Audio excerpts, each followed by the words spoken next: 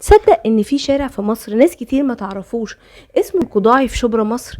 بيبيع حاجات كتير بسعر الجملة زي كل مستحضرات الاطفال والمكياج والحفاضات والبرفانات والكريمات والشامبو، يعني كل ما يخص الجمال للمرأة والرجل ومعهم الطفل.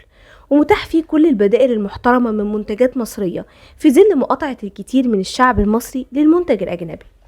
الشارع جنب محطة رود الفرج بالظبط بعد مسجد الخزندارة على اليمين، وفي يافطة في أول الشارع مكتوب عليها شارع القضاعي.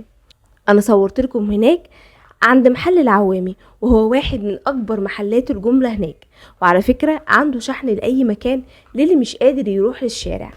البدائل المتاحة للبامبرز في السوق حاليا هي فاين بيبي وبيبي جوي وبيبيم، وللعلم شركة بيبيم شركة تركية الأصل ومقرها في تركيا، وفي مصريين كتير ليهم أسهم فيها حاليا، وهي نفسها اللي بتنتج مولبد الفوط الصحية المخصصة للسيدات، وهي بديل أولوز الأجنبي.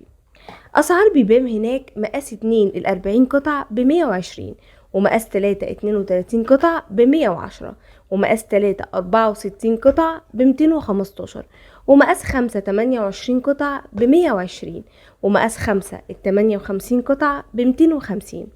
أما بيبي جوي في مقاس 1 60 قطع ب185، ومقاس 2 ب190 جنيه، ومقاس 3 58 قطع ب225، ومقاس 4 58 قطعة ب225 برضو، ومقاس 5 ب255.